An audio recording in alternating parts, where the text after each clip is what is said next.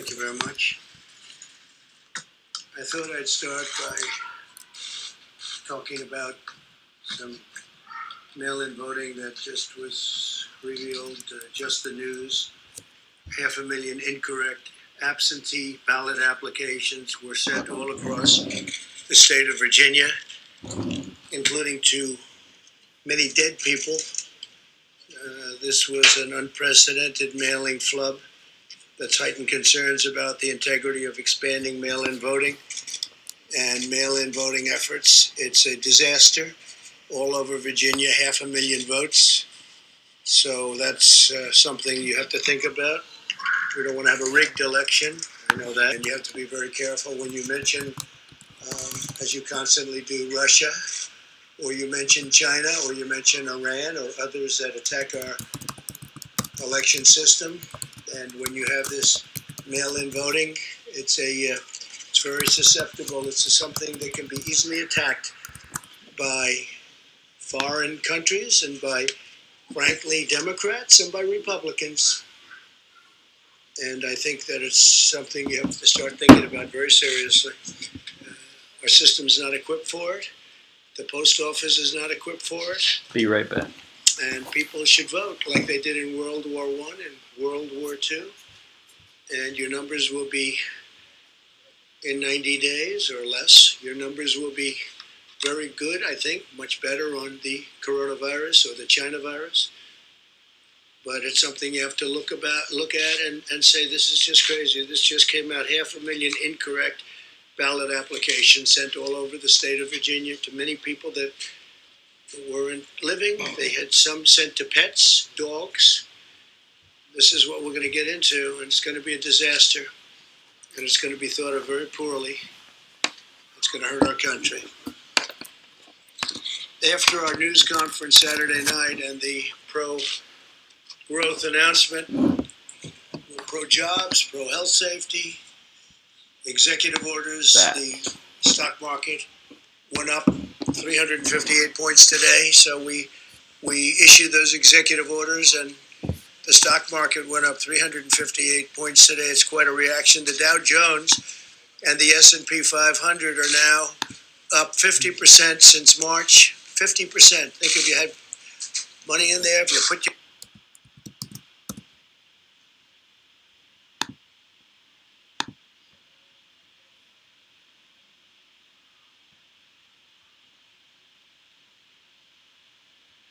Oh, dang.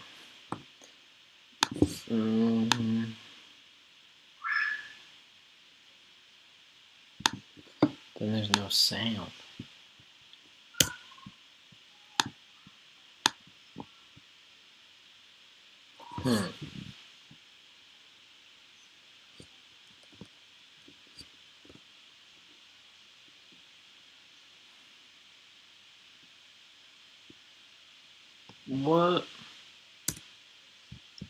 What's going on? Is he really done?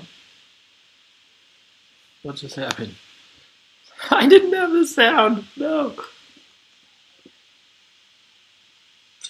The NASDAQ index continues to set new records. It's been up over 14 times. New record in NASDAQ. And the S&P 500 and the Dow Jones are going to be, the way they're going, it looks like they're just about going to be topping records, hopefully soon. Excuse me?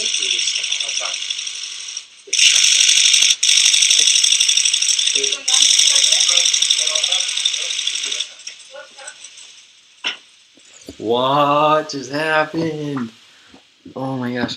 Okay, sorry, for some reason I can't get my volume and the video to work together. But Trump just walked out of a news conference. Straight up walked out. The news people are going crazy. Trump just walked out of his news conference 1 minute in. Are you doing live? Oh. Yeah. That's crazy. Why? Nobody knows. Hey, what are you doing? Does anybody on here know what's going on?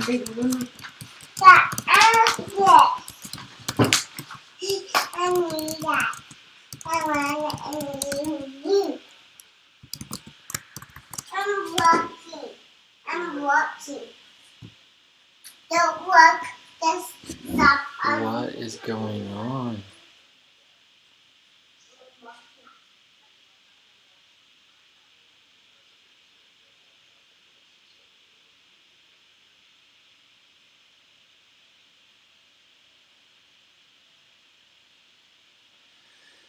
Holy crap.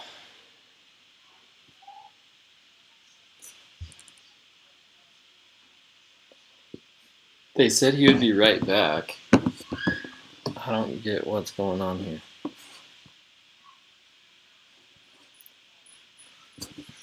Program will return shortly. What the heck? This is a joke. Ah!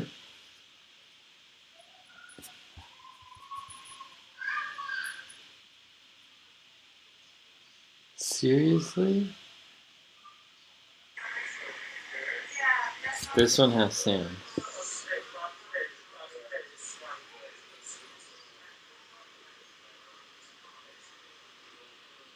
Oh no. They've all ended. They've all turned off their lives. No. What's going on? Does anybody know what's going on? News. Today.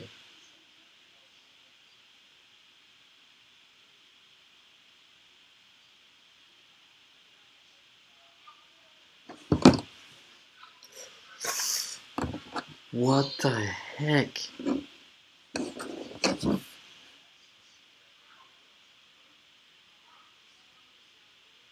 The reason why I'm freaking out is because the only time I've seen a president walk out of something like that was straight up Bush back in '01. But maybe I'm crazy. I don't know.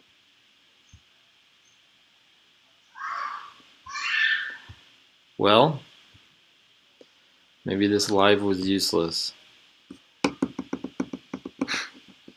I thought we were going to have a good live where President Trump would tell us some good news. Stand by for live video.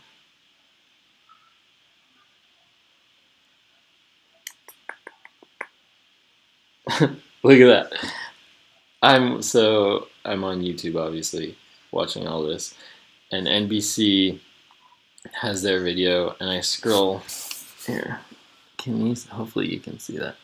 And I scroll down, and boom, there's my live. Check it out. Pretty cool.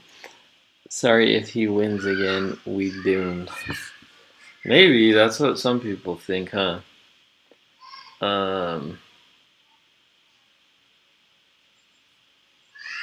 Yeah, I don't know.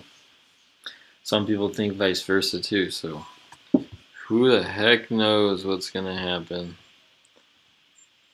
I just want to know what just now happened, though. Did any of you see that? If not, here, let me show you it. I bet I can show it. Here's the Fox. Okay, Fox News. So I'll show you guys what happened.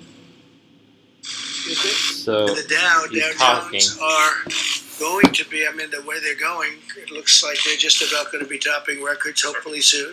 Excuse me?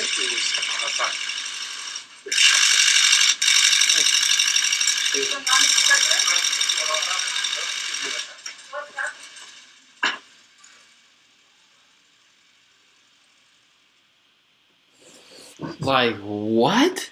And then it's just gone from there. Eggman rocks culture. What do you mean? Anything good happened all the years here in the office? I seen it. No. Eggman rocks cultures. I'm not sure I'm following what you're saying. Are you saying, so you're saying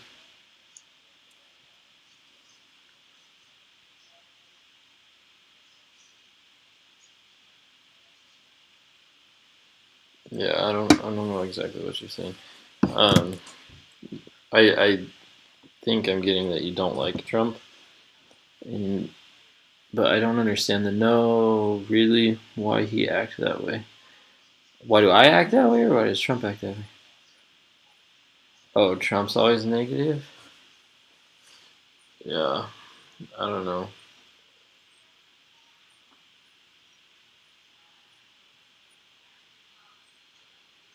Yeah, no, you're good. You're good, man. I just was wondering.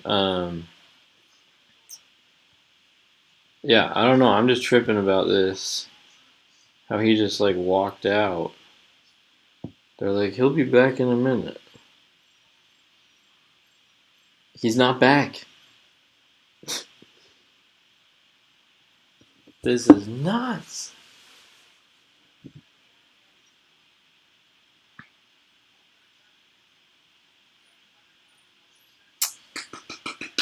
Has anybody heard why Trump just walked out of his news conference? I'm like looking up the news every minute and I don't see anything yet. Breaking news? No.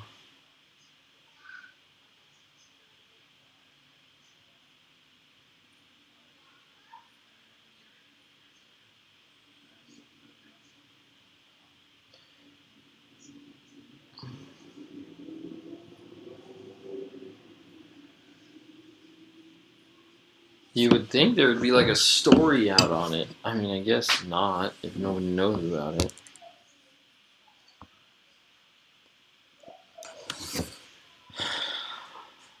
News has got to be faster.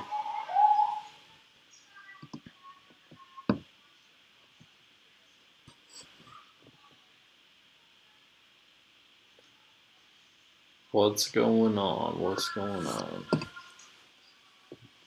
His face. Did you guys see his face when he like he turns and looks at the camera? I shouldn't laugh. That's not funny at all. Whatever's going on. Always quick and Oh, very stop. effective work. What? But there He's was an back. actual shooting. Oh, So I'd like to shoot. thank the Secret Service for doing their always quick and very effective work. But there was an actual shooting, and somebody's been taken to the hospital. I don't know the condition of the person. It seems that the person was shot by Secret Service. So we'll see what happens. And yeah, did you have something? No, there were no details. We just found out just now. It was outside of the White House, this area right over here. And they'll have details for you in a little while. Somebody is taken to the hospital. It seems that the shooting was done by law enforcement at that person, at the suspect. It was the suspect who was shot. Wow. And this just took place. A couple of people outside. I noticed a man named John Roberts, who you know very well. He reported that he heard shots. He was outside and he heard 2 shots. We don't know yet. We don't know. They're going to find out. Do you know if the individual said anything, sir, or mentioned your name, anything no. like that? And We you don't can know that. confirm it was the Secret Service that did shoot this It suspect? seems to be, yeah. It seems to It be. seems Where were you taken, Mr. President? Were you taken to the bunker? No, we're taking just out over to the Oval Office. What did the Secret Service tell you when you were outside of the room? Just told me when he came up, you pretty much saw it like I did. He said, "Sir, could you please come with me?" So you were surprised. I was surprised also. I think it's probably pretty unusual. But very, very professional people. They do a fantastic job, as you know. So it seems to be from what I was said, there was a shooting. It was law enforcement shot someone, seems to be the suspect, and the suspect is now on the way to the hospital. I can't tell you the condition of the suspect. There was nobody else injured. There was no other law enforcement injured. And I just want to, I will get onto the press conference, but I do want to thank Secret Service. They are fantastic. The job they do,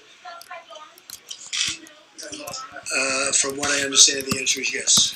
That's what I understand. I don't know. You'll have to ask me. I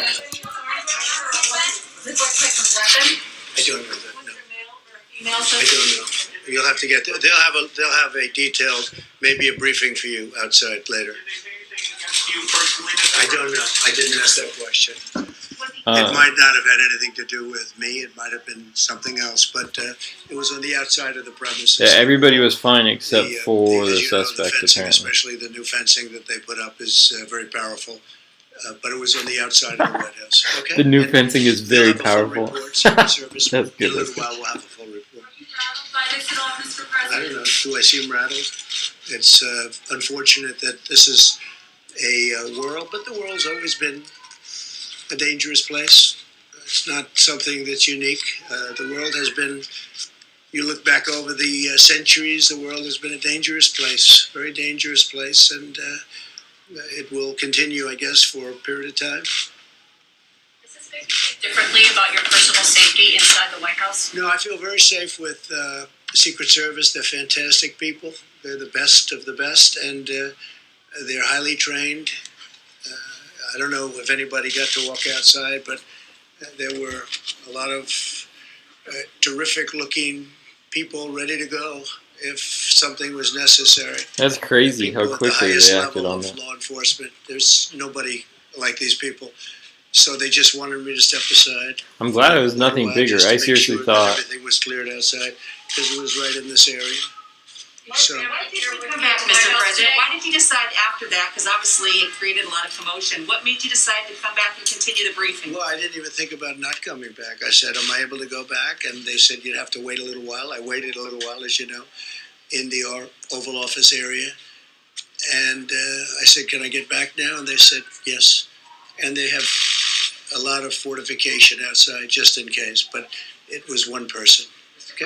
You said the shooting was outside. How far away from the So White they're House? going to be giving you a full briefing in a little while. Far from the White House, or was it right? in I front can of only tell you they're going to give you a briefing. It was outside of the premises, near the fence, but outside of the But it was near premises. the fence, so pretty Yeah. close to you. Yeah, pretty close. So I was telling you that the Dow Jones and the S&P 500 are now 50% above the March level. NASDAQ is setting new records. It's already broken the record despite the situation of having the China virus. We have new jobs are rising and unemployment is falling. all I was faster saying is than I'm glad it was nothing nearly bigger. anyone I had thought it was But something over bigger the with past 3 him. months, we've being created taken over out, 9 but- million jobs, and that's a record, a Okay. 3-month Let's hear if he record. talks If you add it about up, it's a 3-month record by anything far. good here. And we've Sorry, beaten I can't show it. expectations by They'll 12 take it down million. if I show the We're video. 12 million above expectations, which is pretty remarkable. Today we had great reports on new job openings, and there's clearly a housing boom, which has been incredible numbers in both housing and an automobile boom. We've rarely seen anything like it, and it's going on right now in America. Inventories are at rock bottom. Used car sales are at record levels. And we will have rebuilt. We're doing a rebuilding like nobody's ever seen. It's a big plus for manufacturing and construction. So construction's getting close to record territory. Manufacturing's doing very well. The car companies are doing great. Very happy for Michigan, the state of Michigan. We have a lot of car companies moving in. A lot of plants are being built and expanded in Michigan and Ohio. There is no reason why the economy can't grow I'll be right at back. a 20% pace in the third quarter. That would be a record. And interestingly, it'll be a number that's going to be announced before November 3rd. It gets announced probably around November 1st, which is very interesting. But it's going to grow at a very substantial pace based on all of the numbers we're looking at, and probably a lot more substantial than we originally thought. We're creating new incentives for work and jobs, and we're also providing much needed assistance to those who are still suffering from the effects of the pandemic contraction.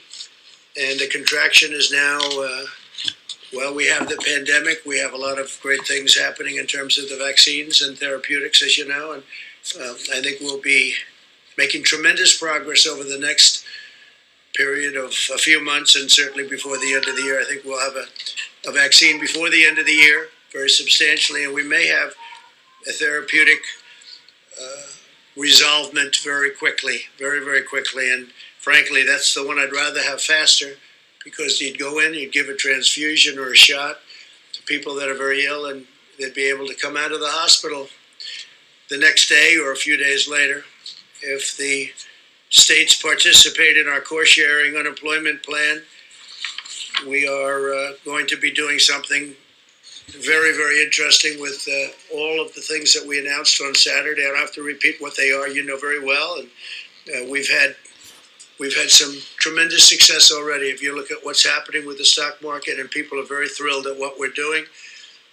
We'd like to get the Democrats Those four to things are focus on other than unemployment, payroll what they're tax cut, focusing eviction on, which stuff, is a bailout of and poorly running states. tax We have cut. many great running states I that don't are think setting so. records, and let's see what happens with respect to that. But we're looking at also considering a capital gains tax cut, which would create a lot more jobs. So we're looking very Take care, seriously at a Eggman. capital gains tax cut, Thanks and for also watching. at an income tax cut for middle income families. We're looking at expanding the tax cuts that we've already done, but specifically for middle income families, and you'll be hearing about that in the upcoming few weeks, and I think it'll be very exciting. So a capital gains tax is going to be a lot of people put to work, and it would be a cut in the capital gains tax and also a cut in the middle income tax. So I now want to just discuss a little quick brief, and then we'll take a few more questions. But we took some, who would have known we were going to take questions before we started, right? Is that right, Jennifer? But that's the way it happens sometimes. We want to discuss, if we might, the China virus, and the world continues its fight against this horrible plague. Countries in every continent are seeing increases in cases. We have a rapid increase only in cases where it's very interesting because we're so far ahead of testing, we have more cases. If we had much smaller testing, we'd have fewer, but we feel that having testing is a very important thing. It's a great record to have in many ways. We've tested, I guess, close to 65 million people right now, and nobody's even close to that number. No other country is close. India would be second at 11 million, and they have 1.5 billion people. So we have the number one testing anywhere in the world by far, and we also have, I think, the highest quality tests. We have a lot of different ones, but we have the highest quality, including the short term and the lab tests. The lab tests take a little bit longer. And Dr. Birx was telling me a little while ago that we're down to 2 days and 2.5 days on getting your result on the lab test. The other ones, you get them in 5 minutes to 15 minutes, so that's exciting. That's But better. countries in every continent are seeing increases in cases. In recent days, cases have rapidly increased in Japan and Australia, unfortunately, and they're now experiencing higher peaks than they did in March. To the south of our border, cases have continued to surge in Mexico, Central America, Argentina, Colombia, Peru, Brazil, and throughout Latin America. It's really the hot spot. That's sad. It's posing a major challenge for this continent. Latin America is now the region with I the lived down there for 2 most years. number of confirmed cases by far, despite a relative scarcity of testing. So when you think of that, that means it's pretty much on fire. They're having a hard time, and we're helping them. We're sending them tremendous numbers of ventilators, which we're making by the thousands every month, and we're helping Latin America very much. It's hard for them to come into the country because we have big sections of wall up now. The new wall is being built, which people don't talk about. They used to talk about nothing but the wall. Now that it's being built, they're not talking about it so much, but it's helped us because we're up to we're getting close to 280 miles in the most important areas. So that's helping us a lot in terms of not having people come in to the country who are infected with the coronavirus. This global trend underscores the persistence of the virus, including in nations that apply the strictest and most punishing lockdowns. You have nations that are really tough on the lockdowns, and they're getting hit very hard. That's why my administration is pursuing a science-based approach that protects the most vulnerable, preserves hospital capacity and focuses on the delivery and development of treatments and ultimately the vaccine. I feel strongly that we will have a vaccine by the end of the year. We put in service maybe even as we get it, because we're all set militarily. We're using our military to distribute the vaccine.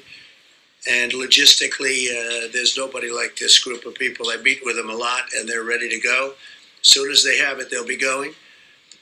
But more importantly, the therapeutics, as I said, I think the therapeutics could be great. Initially speaking, I think that would be, if I had my choice. But you can have them both. You can have them both. You can have them both very soon, too. At the same time, we urge all Americans to apply common sense mitigation. You all know what that mitigation is. Everybody knows it by heart now. Nearly half of all of the deaths from the China virus in the United States have occurred in nursing homes and long-term care facilities. That's why we have delivered funding, equipment, and rapid testing to our nation's nursing homes to protect those at high risk. We're very focused on nursing homes and senior citizens areas. Anywhere that we have senior citizens, we're very, very focused. We've delivered over 1,800 rapid point-of-care testing devices. Those are very quick. And shipped over 700,000 tests to nursing homes. Nursing homes are being protected like never before. The United States faces a unique range of challenges that requires our constant vigilance. America has the largest at-risk population of any developed country. By far, 1.5 million residents of nursing homes, about 5 times that of the United Kingdom and other European countries. Our country also has a higher prevalence of underlying conditions that this virus targets, yet we have fewer deaths per capita than the United Kingdom and most other peer nations in Western Europe. So that's an important, we have fewer deaths per capita than the United Kingdom and most other nations in Western Europe, and heading for even stronger numbers. But one person is too much as far as I'm concerned. Should have never been allowed to happen. Should have never been allowed to escape China. Nationwide, we continue to see encouraging signs. In the last 7 days, nationwide cases declined by 14%. Hospitalizations decreased by 7%. Fatalities decreased by 9%. Arizona and Florida are improving rapidly with fewer patients coming to emergency rooms by far, as well as decreasing cases, decreasing fatalities, and expected and expanded hospital capacity. So we have an expanded hospital capacity. It's pretty dramatic when you look at it, meaning we have more room should we need it. So a lot of tremendous work has been done. In Texas, likewise, the number of patients going to emergency rooms has dropped from July by more than 2/3. That's a lot. Nevertheless, we continue to monitor Texas very closely. Terrific governor, terrific people working on that whole situation in Texas, especially at its test positivity rate, which rose over 20% this weekend. Overall, cases in Texas are coming down and have stabilized in the border counties. That's again where you have the wall and you're next to, in some cases, the wall. In some cases, you'll have it very shortly. You'll have it all built within a number of months. But those areas were hit very hard, and there are likely cases from Mexico that come in, back and forth from the border. They come in legally. As doctors have found more effective ways to treat patients, the fatality rate continues to improve. Texas has 1/6 the fatality rate of New York and New Jersey that they had in April. And if you look at New York and New Jersey, they work very, very hard, but very heavy density, and there's a lot of different kinds of difficulty. The fatality rates in Florida and Arizona are between 25 and 33% of the peak rates of New York and New Jersey. Again, different climate, a different grouping, different density, tremendously different density. In California, the situation is starting to stabilize and improve throughout the major metropolitan areas. Statewide, hospitalizations continue to decline very substantially, with about 20% fewer inpatients now than on July 21st. California is starting to really show signs of correcting. We're monitoring regions with increasing cases, including Boston, Chicago, and the Midwest, and we're monitoring them very, very strongly and very, very hard. I do want to say that I think at the end of a fairly short period of time, you're going to be in very, very good shape all over our country. Every loss of life is tragic, and all nations must work together to defeat this horrible virus. My administration is going to continue to save as many lives as possible. We are working round the clock, everybody. It's incredible how hard they're working. And people from other countries, we're working with them also, and they're working very hard. This is something that's now attacked 188 different countries. There are a wide range of factors that determine how the virus impacts a nation, such as age, underlying conditions. Underlying conditions is a very big one. If you're sick in any way, especially they say heart and diabetes, that's not a good thing to have. If you're going to have this, if you're going to catch it, so we're trying to protect especially those people that have problems with their heart or diabetes and levels of pre-existing immunity resulting from past exposure to other viruses, which happens. We must stop politicizing the virus and instead be united in our condemnation of how this virus came to America, how this virus came to the world, and we're going to figure it out, and we're going to find out, and we're very angry about it. On the therapeutics and vaccine updates, 3 vaccine candidates are currently in phase 3 clinical trials, something that would have been impossible under the previous administration or any other administration.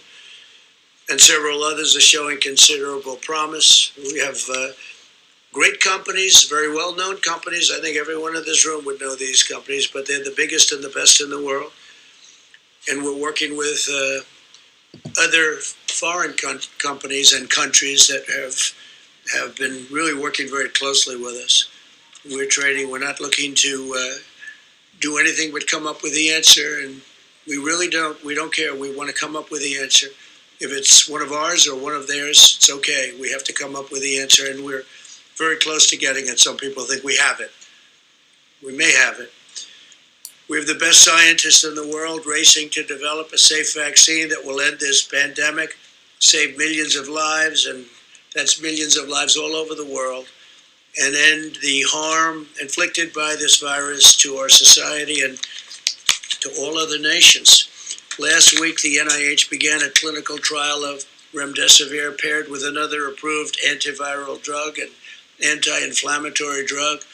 You know that remdesivir has been very successful, and now they're experimenting with others, including antivirals and anti-inflammatories, and they're having some very interesting success. We've secured enough remdesivir to treat over 650,000 patients. On Saturday, I took executive action in its signing to save American jobs and support American workers. I signed directives to give a payroll tax holiday with the understanding that after the election, on the assumption that it would be victorious for an administration that's done a great job, we will be ending that tax, we'll be terminating that tax. On the other hand, the other group wants to raise taxes, and they may want to leave it where you pay it, but the payroll tax is a big deal for people. It's a tremendous saving for people, and we're going to be doing it, and we intend to terminate it at the end of the appropriate period of time.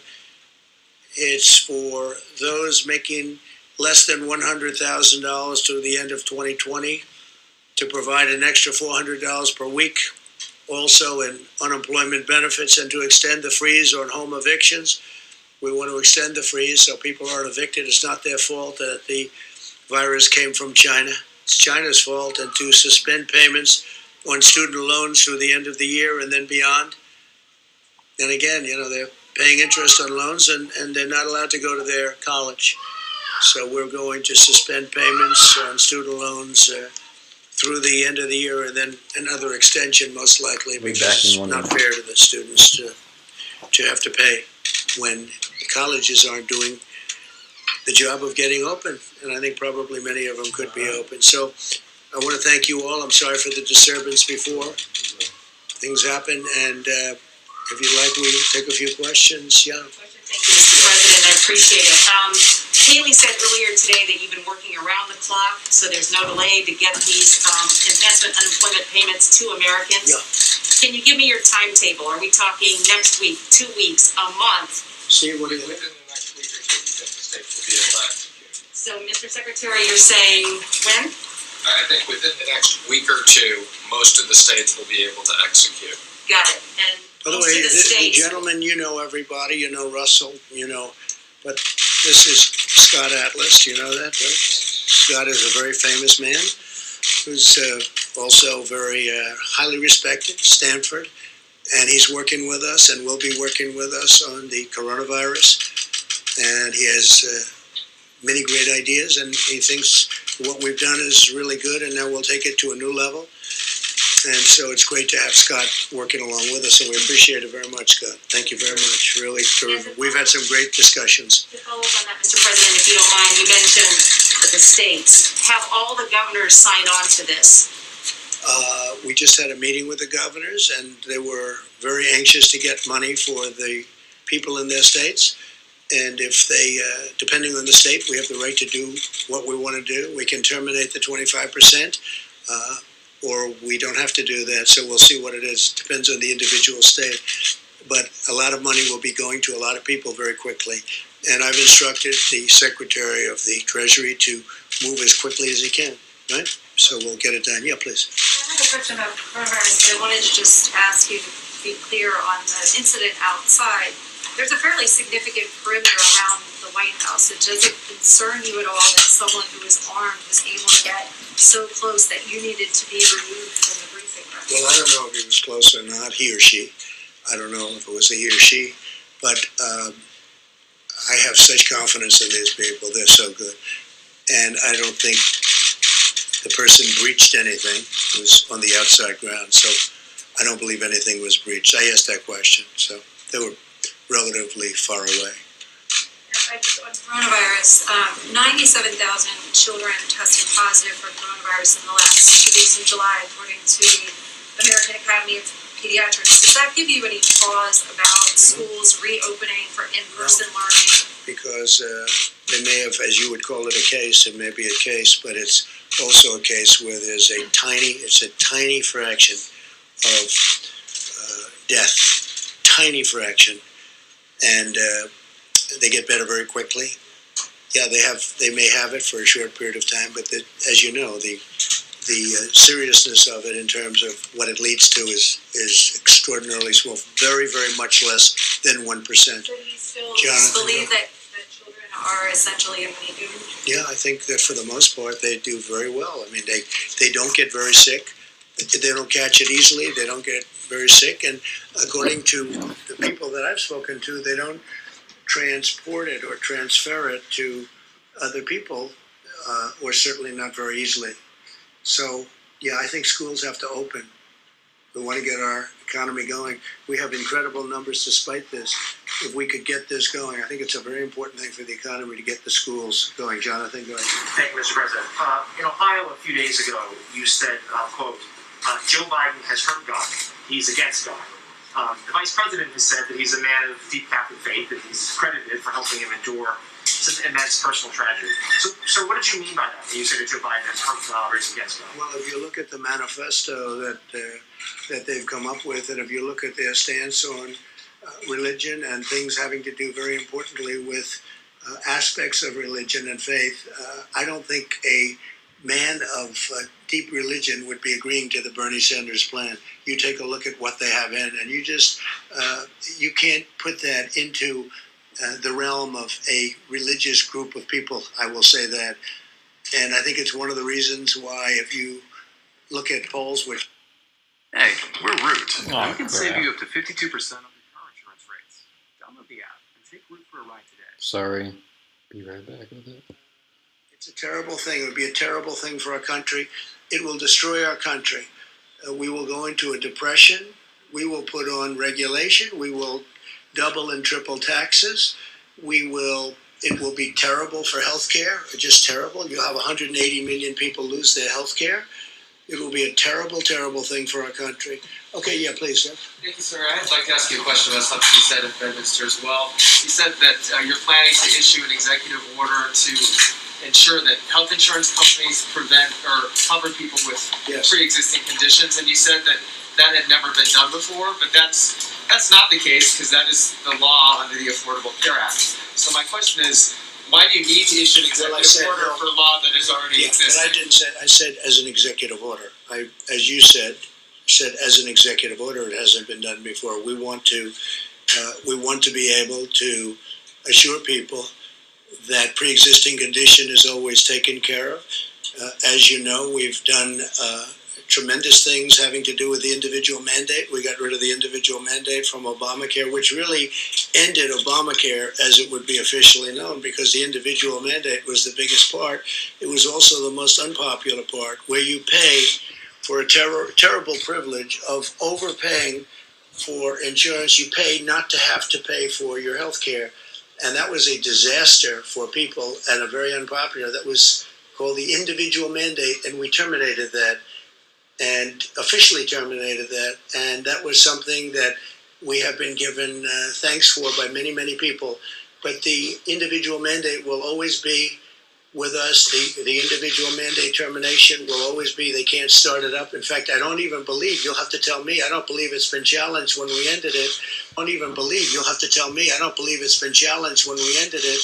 And pre-existing conditions, the Republicans are 100% there. And I'll be issuing at some point in the not too distant future a very strong statement on that, probably in the form of an executive order. Why do you need to do an executive order if it's already a part of it? Just a double safety net, and just to let people know that the Republicans are totally, strongly in favor of pre-existing condition, taking care of people with pre-existing conditions. It's a signal to people. It's a second platform. We have pre-existing conditions will be taken care of 100% by Republicans and the Republican Party. I actually think it's a very important statement. Yes, please. Mr. President, do you still intend to try to hold an in-person G7 meeting in the United States at some point in August and September? And have you already sent out invitations to do so? No, we haven't sent out invitations. We're talking to them. As you know, I was on the phone with many of them yesterday with respect to Lebanon, which is truly one of the saddest, most catastrophic things I've ever seen. And they have no idea how many people have died. They're having revolution right now in that country. It's just a terrible thing. But I was yesterday, 8 o'clock in the morning. We had our time. We had a big teleconference call. Some of those people were there. I'm much more inclined to do it sometime after the election. We were going to do it in September. They'd like to do it. We could do it through teleconference, or we could do it through a meeting, but I sort of am now suggesting, I told my people yesterday actually, why don't we do it sometime after the election when things are a little bit, you have a little more time to think about it, because it's very important. The G7 is very important. To that meeting? I don't know, but we have invited a number of people to the meeting. I certainly would invite him to the meeting. I think he's an important factor, but we will invite certain people that aren't in the G7. Some people have already accepted, but we're going to be doing it after the election. I think it's a better atmosphere to have a G7. I think it's a lot, I think it's just a better, calmer atmosphere to have a G7. Yeah, please. I wanted to ask Secretary Mnuchin, actually, have you spoken to any Democrats since Friday? Have they reached out to you at all about restarting negotiations? I've spoken to several Democrats. I have not spoken to Schumer and Pelosi since then. Do you expect, would you reach out at all to them to try and see that? Anytime they want to meet and they're willing to negotiate and have a new proposal, we're more than happy to meet. They're hurting people very badly. This would have been so easy for them to do. Here's the And stimulus. I saw that Senator Schumer said today on a show, I don't know what show, but he said today on a show that we should meet, we should do something. But, where has he been for, how many weeks have you been negotiating? Like 4? And they should do something. It would have been so much easier than doing it the way we did it. But we did something that's very important, and frankly, it's been well received, very well received. Go ahead, please. Thank you, Mr. President. You tweeted earlier today that you're considering Gettysburg as a venue for your speech for the RNC nomination acceptance. What's your thinking behind that as a possible location? Well, I think I've been to Gettysburg numerous times. It's a national park. It's a national historic site. It's incredible. You know, it's the history. It's incredible, actually, to me. It was a very important place and is a very important place in our country. So we're looking at that, and we're looking at the White House. The White House would be very much easier for Secret Service. You see what just went on here. They're all here. Just like you have your seats, they have their seats at the White House. So there wouldn't be any expense or any extraordinary expense. And the White House would be a lovely place to do it also. Least expensive place that you could do it would be at the White House. This is a government expense. And I watch also with governments. I watch to make sure that we do what's right. But we're looking at Gettysburg and we're looking at the White House. And we have other sites too, but I think these would be two really beautiful sites. Jennifer? Would you envision having an audience for that speech? You could. You have plenty of room at both locations. I see John Roberts. John, you were outside. You said you heard shots fired before? 2 shots in rapid succession just after you. And they were shots, pretty much. Certainly You definitely know the difference. I know that. You know the difference. You thought they were shots, John? definitely sounded like that. I saw your report inside when I went inside. It was a good report, too. Thank you very much. Appreciate it. Jennifer, please.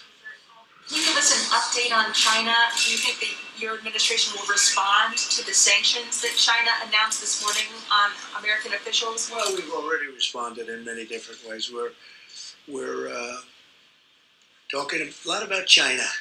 We shouldn't have been talking about China. We did a phase 1 deal, and it was a wonderful deal, and all of a sudden it means very little in the overall import of things. They should have never allowed what happened to the world, including us. But this was released into Europe, and it was released into the US, and it was released all throughout the world, but it wasn't released into China.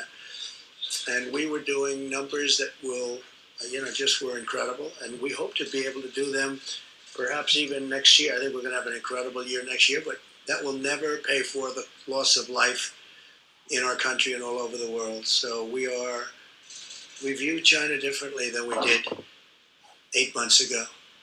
Very much differently. Yes, please. Is there still any consideration of delisting Chinese companies? Is that an ongoing discussion? Delisting? Delisting Chinese companies? We never comment on specific things, but no, there's nothing. Could it still be on the table? There's again, nothing specifically at the moment. Are you talking about delisting? Companies on the exchange? Yes.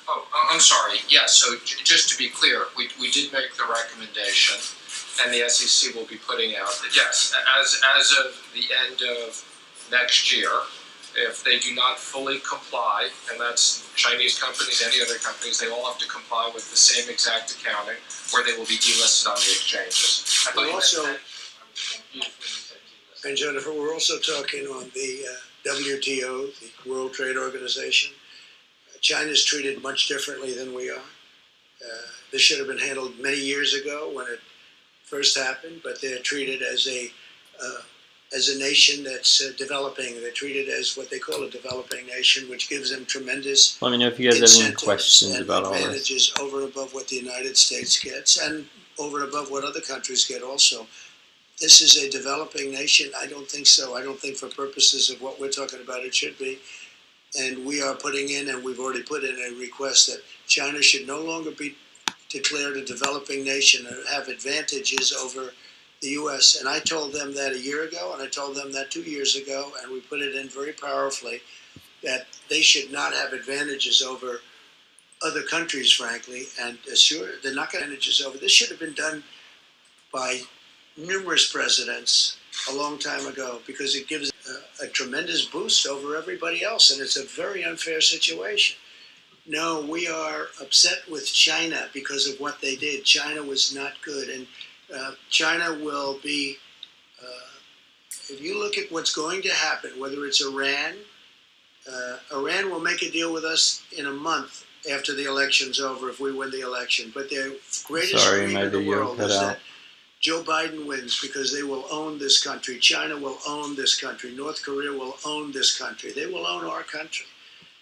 And they're all waiting to see the election. And if we have a win on November 3rd, we will have a deal with, in my opinion, Iran within 1 month.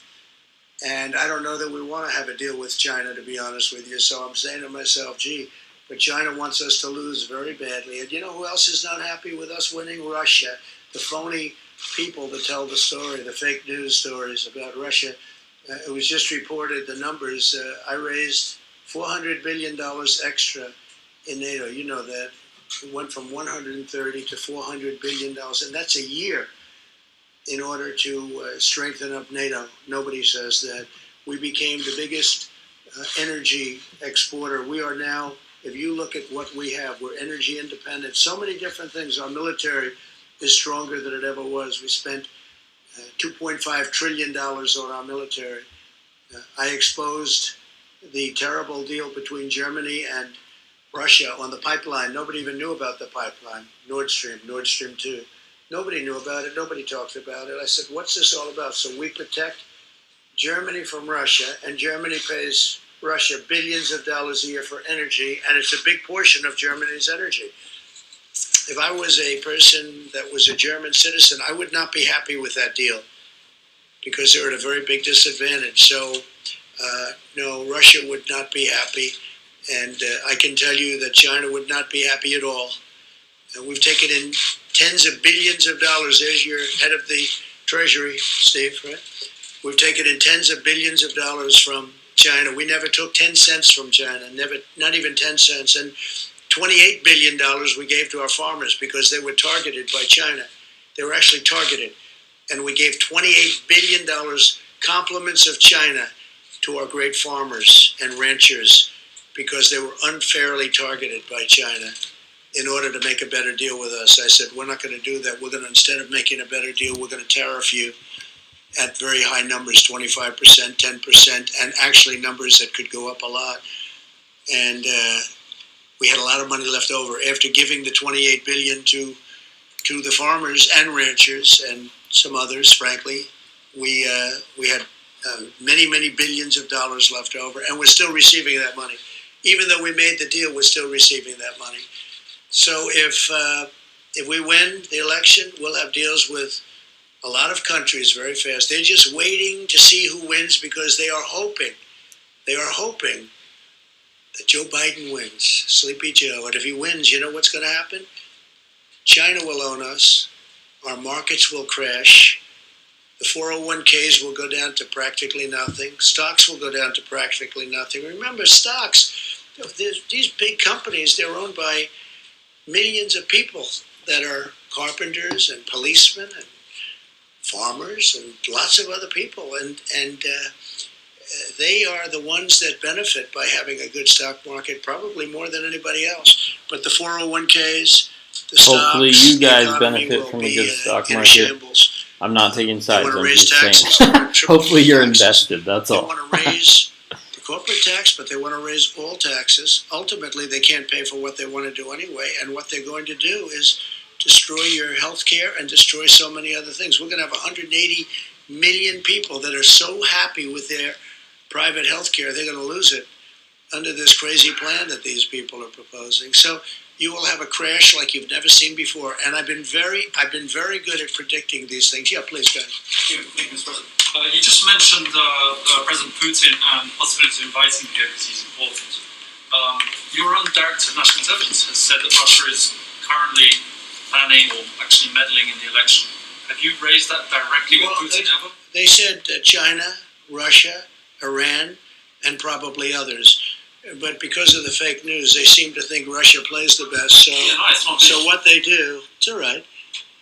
Well, I'm just saying the way the politicians look. The other day, they said the three countries, they said China and Russia and Iran, and some reporter got up and said, Russia is meddling. I said, well, didn't it mention China and Iran? Why didn't you mention them too? So I don't know. You know what I'm telling you? I'll tell you who's meddling in our elections. The Democrats are meddling. by wanting and insisting on sending mail-in ballots where there's corruption all over. It happened in New York, a small, relatively small race with Carolyn Maloney. And they called her the winner the other day because I was mentioning it at conferences and getting a lot of action on that statement. So they called her, they declared her the winner, and they have no idea who won. And the person, her opponent, is very angry. But they had mail-in voting, and they had hundreds and I think even thousands of ballots that are missing, that were fraudulent. Take a look at the Carolyn Maloney race. Take a look at Paterson, New Jersey. Take a look now at this one in Virginia, where they mailed out 500,000 applications, and they go into people that aren't supposed to be getting an application. Yeah, please go ahead. Thank you, sir. Secretary Pompeo is heading to Europe again this week. Do you have any updates on when the travel restrictions with the EU are going to be lifted? It seems strange we're offering exemptions for professional athletes, but not to pay one visa holders the so-called. Well, we try to do the best we can. You have big sporting events, and that's good for our economy. That's good for us, and they do talk about certain exemptions, and they make sure everyone's perfectly tested and everyone comes in 100%. But you know, we do make certain accommodations because you do have star athletes, and that means a good thing for the country. That's economic development, etc. But we are working very closely with Europe and with other countries to see what's the best timing. Don't forget, I was the one that turned Europe off because they really they led the way. They led it much more so than we did. We were months following them, and in terms of they got hit earlier than we did, quite a bit earlier than we did. So I put the restrictions on Europe. I put the restrictions on China, which is a great thing to do in retrospect. That was a very important day. Dr. Fauci said that was one of the most important days. And a lot of people didn't want me to do it, but we first put a ban on anybody from China coming in, and then we put a ban on Europe coming in. But we're working very closely with Europe to see when that will all come off. Yeah, please. But if 160,000 people had died on President Obama's watch, do you think you would have called for his resignation? No, I wouldn't. I think it's been amazing what we've been able to do. If we didn't close up our country, we would have had 1.5 or 2 million people already dead. We've called it right. Now we don't have to close it. We understand the disease. Nobody understood it because nobody's ever seen anything like this. The closest thing is in 1917, they say, right? The great pandemic certainly was a terrible thing where they lost anywhere from 50 to 100 million people. Probably ended the Second World War. All the soldiers were sick. That was a terrible situation, and this is highly contagious. This one is highly, highly contagious. No, if I would have listened to a lot of people, we would have kept it open. And by the way, we keep it open now, all the way. We keep it open. But we would have kept it open, and you could be up to 1.5 million or 2 million people right now. 1 million people. Our people have done a fantastic job. Our consultants and our doctors, you know, and with disagreements and with a lot of things happening. What we've done with ventilators has been amazing. What we've done with medical equipment has been incredible. We've supplied the governors. Nobody, not one person in this country that needed a ventilator didn't get it. And you know, at the beginning, there was a big shortage of ventilator stockpiles or anything comparable to what you had to have. So we would have lost, if you think about it, you had mentioned 160,000 people. Multiply that times 10 right now.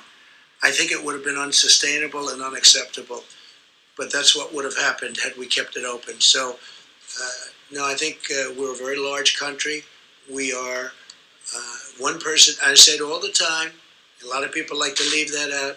One person is too many. It should have never happened. But they've done really an extraordinary job. They'll never be given the credit, and I'm not talking about me.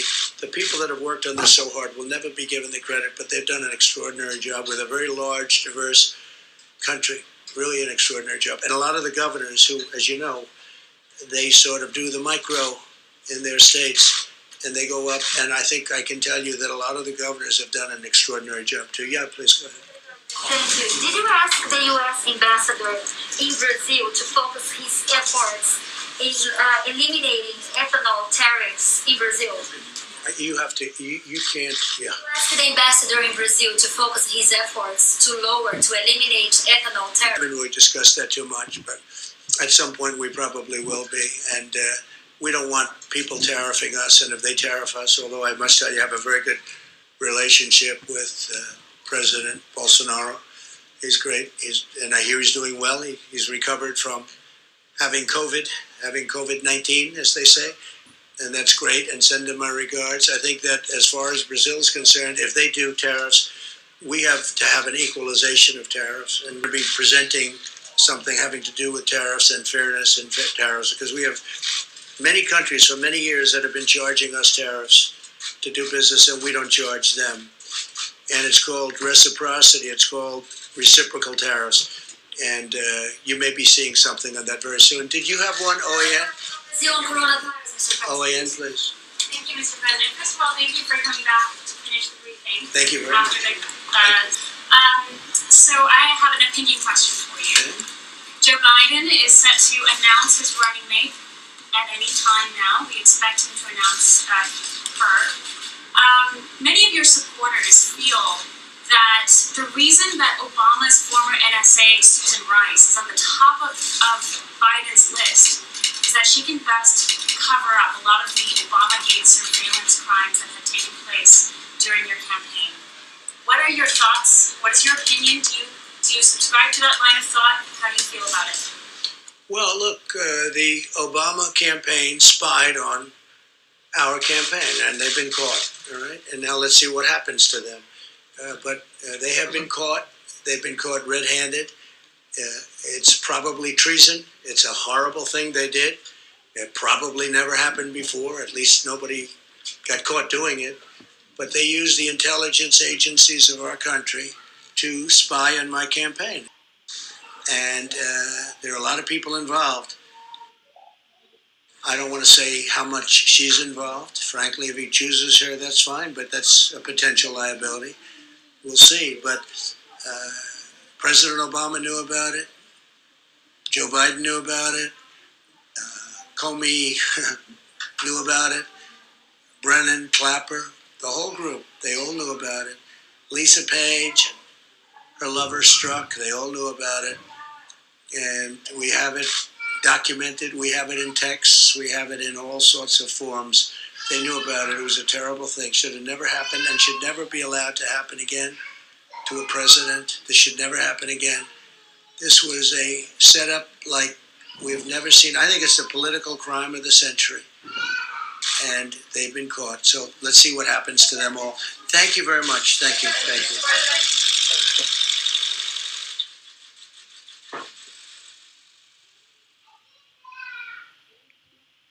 That's it. Wow.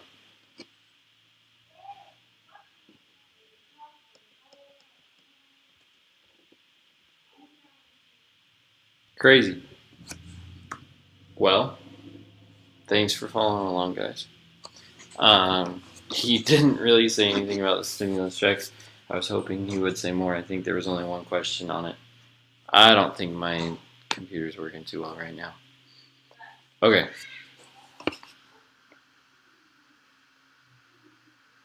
Gonna work. There we go. Okay.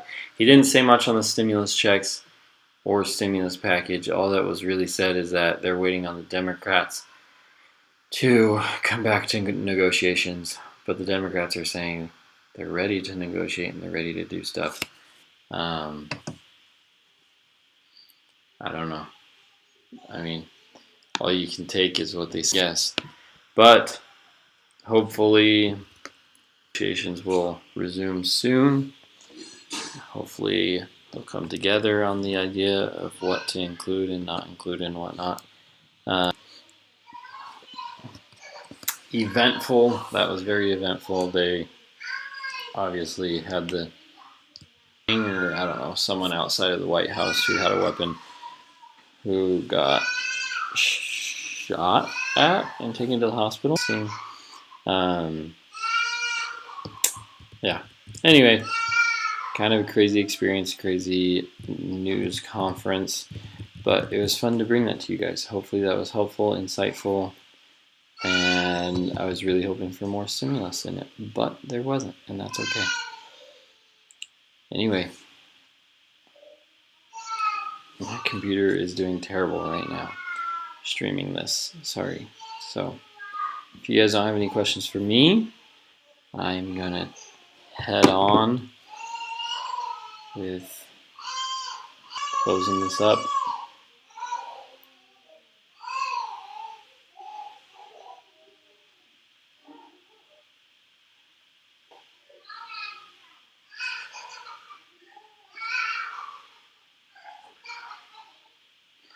And apparently my daughter needs my help, so.